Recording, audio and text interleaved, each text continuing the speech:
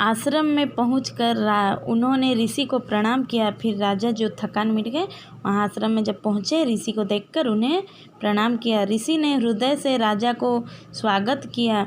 ऋषि जो थे वो हृदय के साथ खुशी से राजा की स्वागत किए और खाने के लिए उन्हें कुछ फल दिए। ऋषि वहाँ पे आश्रम में तो ज़्यादा करके फल फूल मिलते हैं, तो वहाँ पे फल देखिए, यहाँ पे ऋषि हैं, यहाँ पे राजा हैं, प्रणाम कर रहे हैं। यहाँ पे उनका कुटिया है, ये वट की वृक्ष है, तो फिर उनको फल फूल खाने को दिए। राजा फल खाकर बहुत प्रसन्न हुए। राजा फल खाएं और बहुत खुश हुए, बहुत अच्छे फल थे बोलकर प्रशंसा भी किए और प्रसन्न भी हुए। उन्होंने ऋषि से पूछा, आपके आश्रम के फल इतने मीठे और स्वादिष्ट कैसे हैं? तो उन्होंने राजा ने ऋषि से पूछा कि आपके आश्रम की फल इतने मीठे और स्वादिष्ट कैसे हैं? ऋषि ने कहा, हमारे राजा इस समय न्याय और धर्म के अनुसार राज करते हैं। हमारे यहाँ के राजा जो हैं वो धर्म के अनुसार राज करते हैं। उनके पुण्य के प्रभाव से ये फल इतने स्वादिष्ट हैं। उनके पुण्य इतने हैं कि यहाँ के सभी फल स्वादिष्ट और मीठे हैं। राजा को ऋषि की बात पर विश्वास ही नहीं हुआ। राजा को ऋषि की बात पर बिल्कुल विश्वास नहीं हुआ।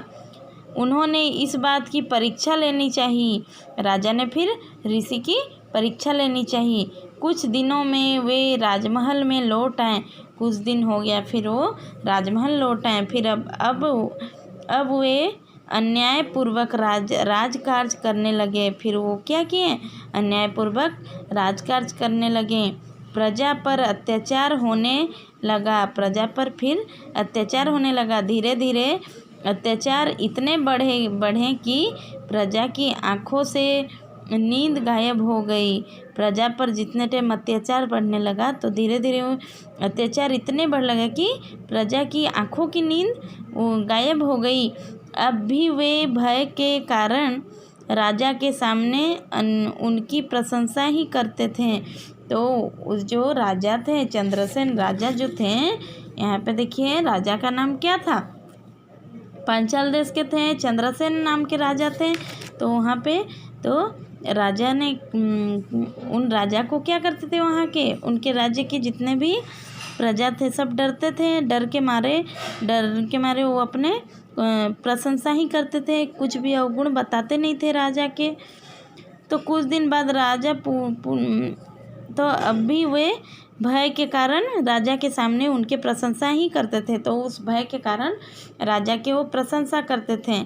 तो कुछ दिन बाद राजा पुनः उन्हीं ऋषि के आश्रम में जा पहुँचे। कुछ दिन बाद फिर से वो ऋषि के आश्रम में जा पहुँचे। ऋषि ने पहले की तरह उनका स्वागत किया। ऋषि पहले जैसे स्वागत किए थे उसी तरह फिर से स्वागत किए और उन्हें खाने के लिए कुछ फल दिए। और क्या किए? उन्हें खाने के लिए कुछ फल दिए। इस बार राजा को वे फल कड़वे लगे। उन्होंने ऋषि से इसका कारण पूछा। उन्होंने फिर ऋषि से उनका कारण पूछा। ऋषि ने कहा, इस समय हमारे राजा धर्म और न्याय के अनुसार राजकाज नहीं चला रहे हैं। तो ऋषि को जब पूछे राजा चंद्रसेन कि ये फल कड़वे क्यों लग रहे हैं, तो ऋषि ने कहा कि इस समय हमारे जो राजा हैं वो धर्म और न्याय के अनुसार राजकाज नहीं चला रहे हैं। फलों की कड़वाहटी का यही कारण है। तो फल की कड़वाहट के कारण यही है। तो बच्चों समझ में आई? जैसी राजा वैसी प्रजा। राजा जैसे प्रजा को डरा कर रखते थे, तो डर के मारे वो जो जितने भी प्रजा थे उनके कुछ भी सुविधा बोलते नहीं थे और उनकी हर समय पर उनकी इज्जत और मर्यादा ही करते थे। उनके अवगुण को कभी बताते नहीं थे। तो बच्चों इसमें से हम लोग क्या सीखने को मिला कि कभी भी किसी को डरा कर रखना नहीं चाहिए। इस तरह से व्यवहार करना चाहिए कि वो अपने मन की बात खुल कर सके और बता सकें, अपनी असुविधा सुविधा और आपकी खुद की अवगुण को भी बता सकें।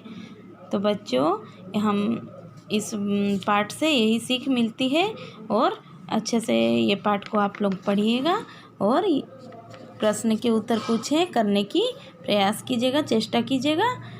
फिर हम प्रश्न के उत्तर आपको कुछ नोट्स देंगे। धन्यवाद।